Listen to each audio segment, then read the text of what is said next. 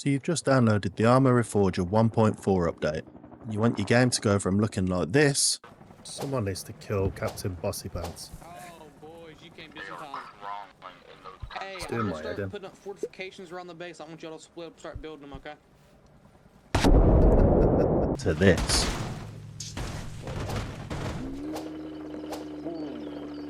Bollocks. Mate, My bad. last time when I flip it, it normally fucking blows up, man. Whoa. They're now using rockets. Whoa, fuck. Strong, you know? What, mate? What the fuck? At least it worked, didn't it? Yeah, I mean, it's up. Let's get you started.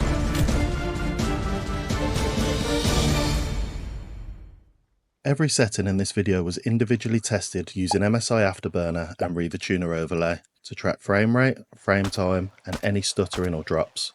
So this is all based on real data, not guesswork. I'll be going through the settings from top to bottom so it's easy to follow, but I'm not going to pretend every slide is life or death. Some barely make a difference. Others will tank your performance if you're not careful, so I'll focus on the ones that matter, the settings that hit performance and the ones that boost visuals without turning your game into a PowerPoint.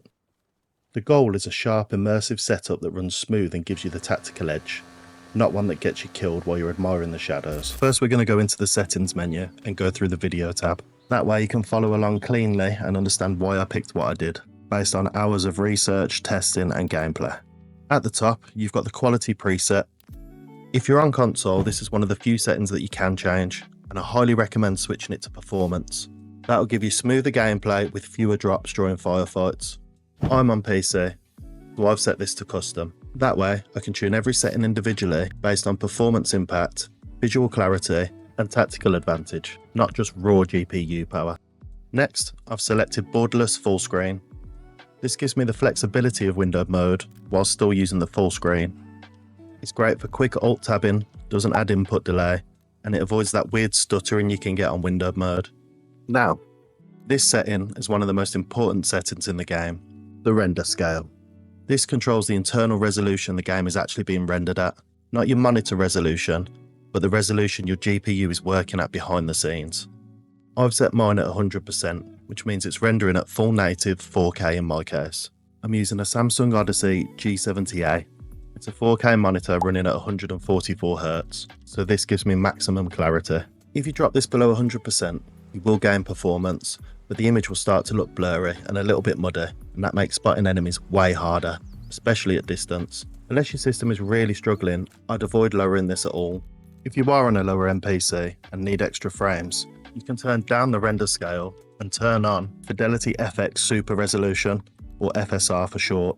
This is AMD's upscaling tech. It renders the game from a lower resolution and then uses smart AI upscaling to sharpen the image again. It's not as advanced as FSR 2.0 or 3.0, like you might see in high-end games like Cyberpunk, but we do get FSR 1.0 here. While it's not perfect, it can still make a considerable difference. I've turned FSR off because I'm already running at 100% render scale and native 4K. At this point in the video, I'll show you a quick overlay of my PC and monitor specs, just so you can see what I'm working with. Then you can compare it to your own. The next setting we're going to look at is VSync. VSync can cause input delay and stuttering by forcing your frame rate to match your monitor's refresh rate. In fast-paced shooters like Arma Reforger or Call of Duty, that delay can cost you a kill. Unless you're getting major screen tearing, leave it off for the smoothest, most responsive gameplay. Next is the FPS limit. Since my monitor runs at 144Hz, tapping the FPS here makes sense. Even though my PC can push well beyond that, locking it at 144 helps in a few key ways. First, it reduces GPU load and heat output, which is especially important when streaming or recording. OBS and similar tools can struggle with fluctuating frame rates, so keeping things steady at 144 helps avoid encoding lag or dropped frames. It also improves frame pacing and reduces micro stutters, making the gameplay feel smoother overall. If you're not streaming and want the absolute lowest input latency, you could leave this disabled. But for most people, especially content creators, capping to match your monitor's refresh rate is the better call. Now we're on to draw distance. I've set mine to 3,500 meters. This controls how far out the game renders terrain, buildings and objects, and it's a huge deal in a game like Arma Reforger. where long distance visibility actually matters. I tested this all the way up to 5,000 meters, and to be fair, it didn't hit performance that hard, but it's complete overkill. You're wasting GPU cycles rendering stuff so far out, not really giving you any tactical benefit in most scenarios. 3,500 meters is the sweet spot. It gives you excellent visibility across open terrain and distant hills without hammering your FPS. Anything above that just isn't worth the trade-off, unless you're doing high altitude flying, which Reforger isn't really built for. Next is nearby depth of field, and this one's definitely no for me. It's meant to add a cinematic blur to anything close to your camera, but honestly, it makes things look worse and doesn't help you play better. One of the easiest places to notice this is on your weapon. The rear of the gun gets blurred out, which makes everything feel soft and fuzzy near the bottom of your screen. It's trying to be cinematic, but in a tactical game like Arma Reforger, I want clarity, not movie effects. You also take a small performance hit for enabling this, so you're losing FPS for an effect that arguably looks worse. I'd 100% keep this off. I have used 2D scopes off. This setting swaps out the full 3D rendered scopes for 2D flat images. It's mainly designed to boost performance on lower end systems, and it does actually make a big difference. If you're on console or using a lower end PC, I would absolutely recommend turning 2D scopes on. You'll gain anywhere from 7 to 10% extra FPS, especially in situations where you're aiming down sights a lot, like player v player combat. But for me, I'm running a 4090 and I stream, so I'm keeping this off. I prefer 3D scopes because they let me maintain peripheral vision while aiming. With 2D scopes, you lose that tactical awareness. Your whole screen gets taken over by the reticle, and it just feels flatter and less immersive. So it's a trade-off really. If you need the frames, turn it on. If you've got the hardware and want a more realistic combat feel, then keep it off. Keeping the Use Software cursor off keeps the cursor tied to your GPU, which gives a smoother, more responsive input. Now we're in the post-processing section, and the first setting is Anti-Aliasing. I've got this set to SMAA High. This is the best visual clarity option in Reforger. SMAA stands for Subpixel Morphological Anti-Aliasing. Sounds complicated, but basically it smooths out jagged edges without overblurring the image like FXAA does. It gives you sharp, clean visuals that help you spot enemies and objects at a distance. I tested this against both FXAA and the lower SMAA option. FXAA looks soft and muddy, and the SMAA low didn't make much visual difference, but saved maybe 1-2 frames. For me, the tiny performance cost of the SMAA high is absolutely worth it for the extra clarity. Moving on to depth of field quality, and I've got this set to simple. Now to be clear, I already have nearby depth of field turned off, so this setting doesn't really do much during normal gameplay. But I still like to set it to simple just to make sure it's not adding any unnecessary post-processing effects. The higher settings, like bokeh, will slightly improve the blur quality during cinematics or cutscenes, but that's not what we're here for. Simple keeps everything light and clean, without wasting extra frames on background blur I'll never notice in combat. Next up is ambient occlusion. I've set this to HBAO on low. This setting adds subtle shadowing where two surfaces meet, like where walls meet floors and where objects overlap. It helps with depth of field realism. Now I tested this pretty extensively, and as you can see, the visual differences of running low or ultra are pretty non-existent. However, the frame increase is considerable. This doesn't seem a fair trade-off. I'd rather keep this on low and save my frames. Moving on, the next setting is space reflections, and I've set this to low. This setting controls reflections on wet surfaces like water, puddles and glossy materials, but only within the visible screen area. Turning this to ultra did look fantastic. It cost me around 3 to 4% FPS. And while it did look pretty, it's wasting performance on rendering things I'm not even focusing on during combat. Low is the best setting for me here. Some visual feedback without the unnecessary GPU load. Last in this section is contact shadows, and I've set this to yes. This adds extra small scale shadows where objects touch surfaces, like gear casting shadows on your character, or foliage touching the ground. It's a subtle effect, but it adds just enough extra realism to make environments feel grounded. In my testing, performance impact was minimal. Maybe a 1% FPS drop, sometimes. So it's worth keeping on for that extra visual depth. You're not going to notice it every second, but once it's off, things start to look weirdly floaty and a little bit flat. It's definitely worth enabling if your system can handle it. Okay, we're now into the quality tab. And first up is hardware anti-aliasing. And let me be absolutely clear here, this setting is a frame killer. I've got this set to none. During testing, enabling this tanked my performance by anywhere from 8% to over 10%, depending on the scene. And the kicker? It barely made any noticeable visual improvement, especially when I already have SMAA high running from the post-processing settings. This is one of those settings that sounds like it should help with clarity, but all it really does is double up on anti-aliasing effects, eat up GPU resources, and make your frame time less stable, especially in firefights or dense terrain. Unless you're running a benchmark test just to look at the screenshots, leave this off, it's wasted power. Next would be Foliage Smoothing, but as you can see, it's greyed out on my computer.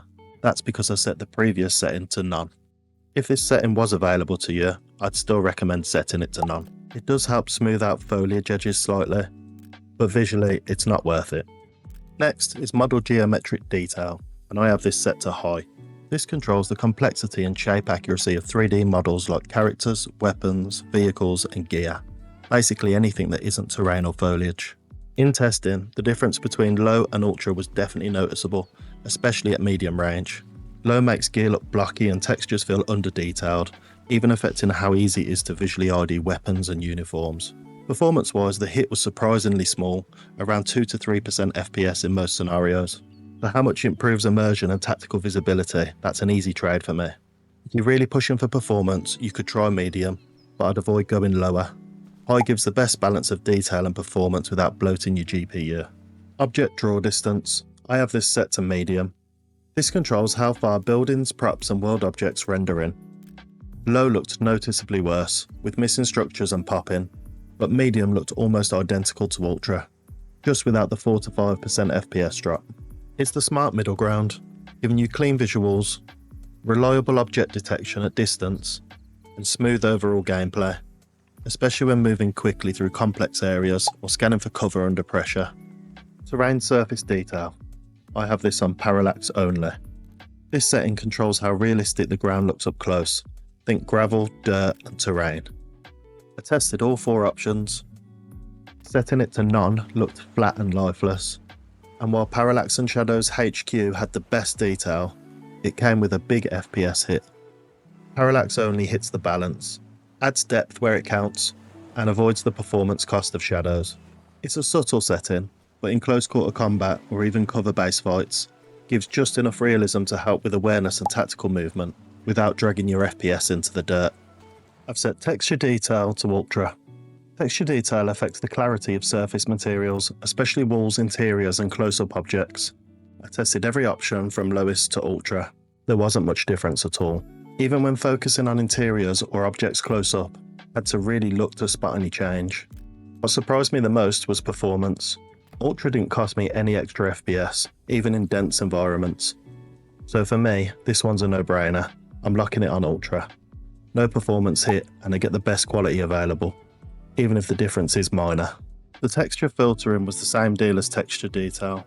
I flicked through low, medium and high. The difference is again barely noticeable, even when zooming in on angled surfaces like roads or walls. Visually, low and high look almost identical in motion, and basically no cost in performance, maybe a 1% drop at most.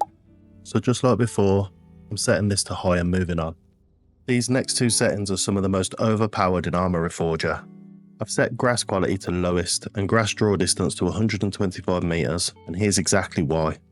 Dropping grass quality reduces how much grass is rendered around you, especially up close. It doesn't just help performance, it makes enemies, gear and mines easier to spot. Grass draw distance controls how far out grass appears in the world. Lowering it means less clutter at long range, making movement and silhouettes easier to see. Ultra settings might look prettier, but this combo gives you an edge, especially when you're prone or scanning for targets. Console players can't lower these settings as far as we can on PC, which has caused a lot of debate in the community. I use these settings when I stream, because visibility matters more than immersion when it's a gunfight. But is it fair that console players don't get access to this too? Surely being able to lower these settings would equal better performance, less rendering and a higher FPS. I make sure to keep my grass draw distance at 125 meters. That way, I still get the visual effect of grass for immersion, but I keep high sight lines and visibility, which genuinely helps during gameplay. Next, I'll show you another combo of shadow quality and distant shadows. I've set both shadow quality and distant shadows to their lowest settings, low and none. I'll show you how big the difference is between the lowest settings and the highest settings. Dropping both of these gives a huge boost to performance. It's one of the biggest changes you can make if you're trying to optimise for frames, especially in forests or open terrain. The trade-off? You lose a lot of shadow depth. Interiors and wooded areas look flatter and brighter, which can help visibility, but also remove some realism. For me, it's a fair trade. Clearer sightlines, smoother gameplay, and no dark corners hiding enemies. I've set render target format to standard. High offers slightly better colour precision, but in-game you really can't see a difference. In my testing, switching to high dropped FPS by 6 to 7% with zero noticeable visual gain. Standard gives nearly identical image quality with better performance. Easy choice. Last is environment quality. I've set environment quality to low, and this one had the biggest impact on performance out of every setting. Going from ultra to low gave me over 40% performance boost. Visually, it's mostly cosmetic. The only real difference I noticed was in the clouds, and that's not something I care about mid-fight. So for me, low is an easy win. Massive performance game with no impact on gameplay. Hopefully now you understand why I picked the settings I did, based on what each one actually does and how it affects your visuals and performance. If you've got at least a mid-range PC, this setup's a solid place to start. You can fine-tune from there depending on whether you value a bit more detail or just want the game to run without any surprises. But that means nothing if you don't know how to dominate. So next up, let me show you exactly how to play smarter, faster and deadlier. Train hard, raid harder.